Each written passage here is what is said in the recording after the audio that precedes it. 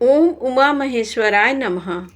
हमारे YouTube channel पर आप सभी दोस्तों का हार्दिक स्वागत है। दोस्तों, आज हम बहुत ही मार्मिक कहानी लेकर आए हैं। दहेज प्रथा पर कहानी, जो कि सत्य घटना पर आधारित है। आइए कहानी को जानते हैं। सेठ मदनलाल शहर के प्रसिद्ध और सबसे धनी व्यापारी थे। उनके यहाँ नौकर चाकरों की पूरी टोली रहा करती थी। भगवान की कृपा से उनके घर लक्ष्मी धन वर्षा करती थी। सेठ मदनलाल की एक सुंदर, सुशील और शिक्षित बेटी थी, जिसका नाम कल्पना था। कल्पना अपने माँ बाप की इकलौती संतान थी, इसलिए लालन पालन में किसी प्रकार की कमी नहीं हुई। माँ बाप का प्यार भी बराबर मिलता रहा। सेठ के जीवन में किसी भी प्रकार की कोई चिंता नहीं थी।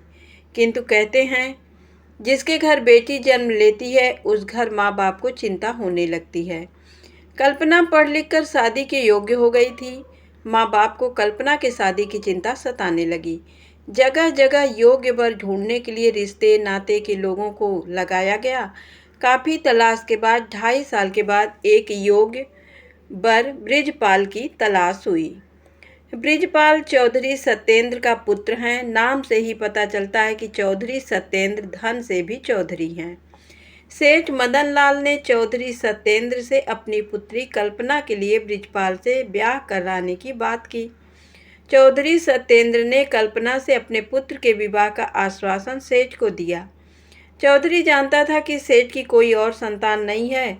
कल्पना उसकी इकलौती संतान है और सेठ की उम्र 50 साल से ऊपर है, अर्थात अब इसकी कोई संतान नहीं हो सकती। ऐसे लालच उसके मन में आया और उसने विवाह के लिए तत्काल हाँ कर दिया। लग्न मुहूर्त देखकर दोनों ओर से खूब उत्साह और जोश के साथ विवाह किया गया। सेठ मदनलाल की इकलौती बेटी का विवाह था, इसलिए सेठ धन का लोभ नहीं कर रहे थे।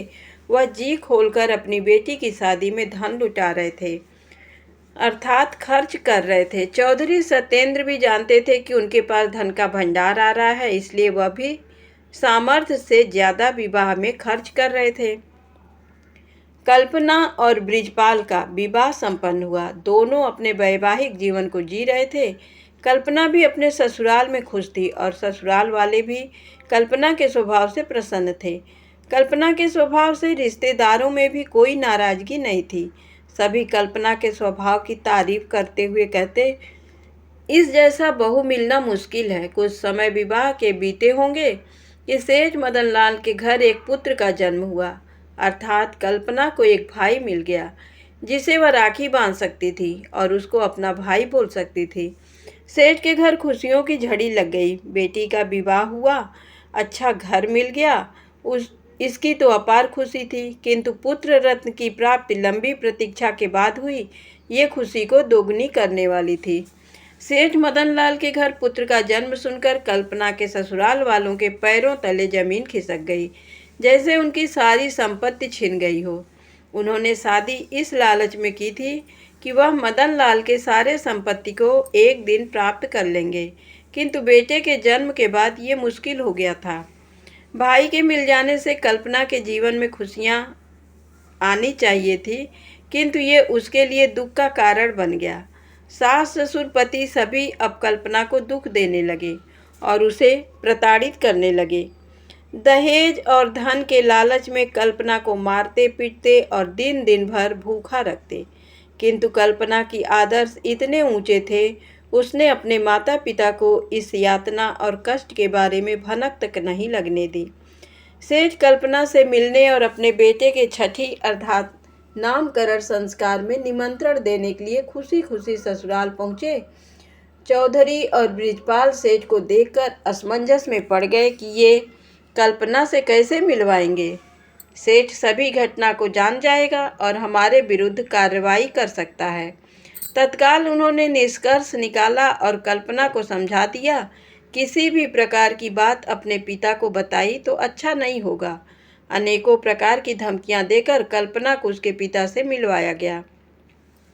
बेटी भी कर्तव्यनिष्ठ थी। उसके संस्कार पुराने थे, अर्थात वह जानती थी पिता के घर से डोली निकलती है और ससुराल से अर्थी। इसी आदर्शों से वह बंधी हुई थी। कल्पना ने पिता का खूब स्वागत सत्कार किया। बैठे बैठे अनायास उसके आंखों से आंसुओं की धारा फूट पड़ी। पिता कुछ समझ पाते इससे पहले बेटी बोलती है, पिताजी ये मेरे खुशियों का आंसू है। बचपन से मैं भाई के लिए तरसती थी। अब जाकर मुझे एक भाई मिला है जिसके कलाइयों पर मैं राखी बांध सकती हूँ। बस यही सोचकर मेरे आंखों में आंसू निकल आए। पिता को ये बात समझ नहीं आई। कुछ शंका और कुछ डर के कारण अधिक बातों को कुरेदा नहीं। सेठ नामकरण संस्कार में सभी को न्योता देकर अपने घर वापस लौट आए।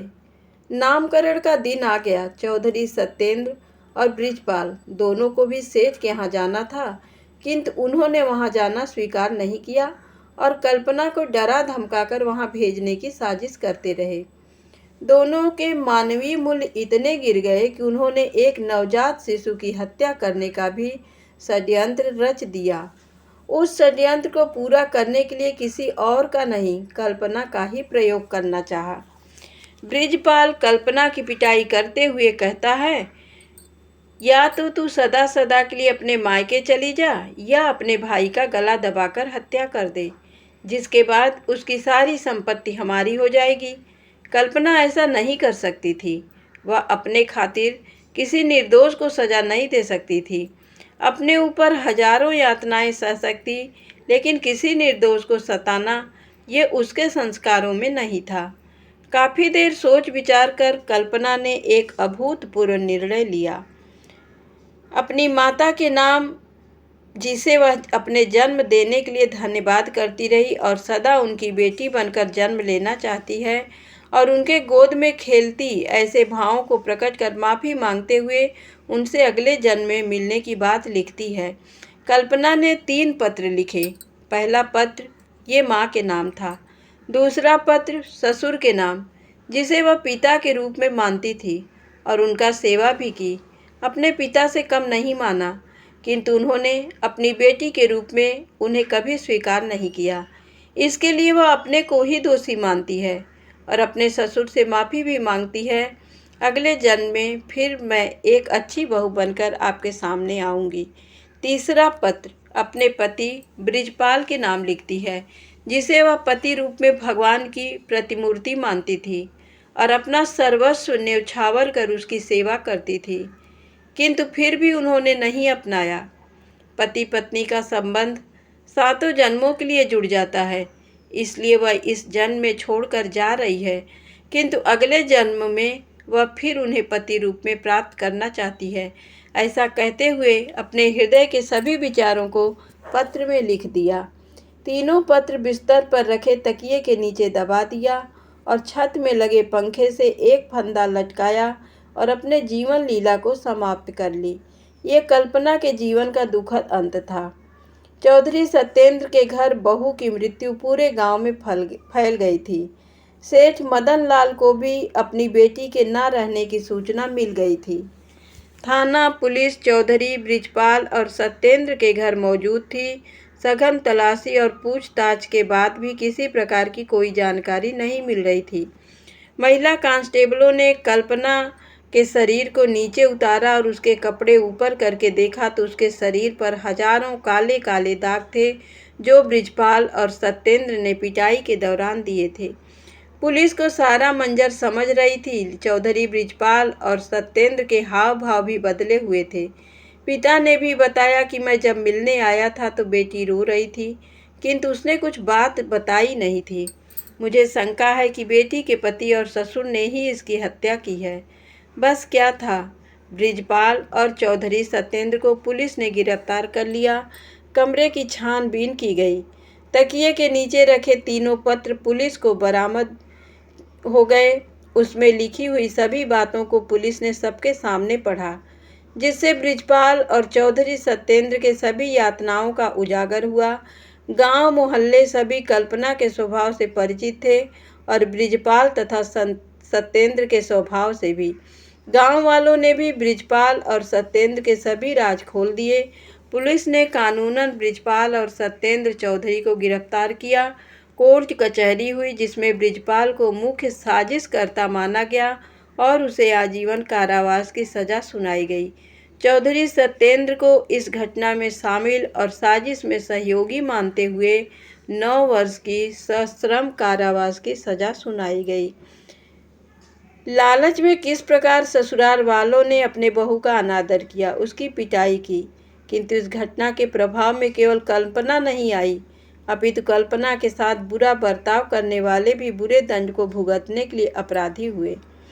इससे एक बेटी का सब कुछ उजड़ जाता है, वही 2 परिवार बिखर भी जाते हैं। समाज में फैली इन कुरीतियों को समाज के लोगों को ही दूर करना होगा, अन्यथा आज एक कल्पना इस घटना का शिकार हुई है, न जाने कितनी ही कल्पना फिर शिकार होंगी। समाज को अपने आसपास हो रहे अत्याचारों के प्रति आवाज़ उठाना चाहिए। अगर कल्पना के आस पड़ोस के लोगों ने आवाज़ उठाई होती तो आज कल्पना उनके साथ होती और दोनों परिवार एक साथ होते। दहेज के लोभी को भी कड़ा संदेश देना आवश्यक हो गया है कि वह बहू को ब्याह कर लाते हैं जो उनके घर की लक्ष्मी है, ना कि वह किसी धन कुबेर को उठाकर लाते हैं जो उनके घर धन वर्षा करे। दहेज के प्रति समाज का नज़रिया बदलना आवश्यक हो गया है, नहीं तो कितनी और बेटियों का घर उजड़ेगा। वह बेटी हमारी और आपकी भी हो सकती है। धन्यवाद।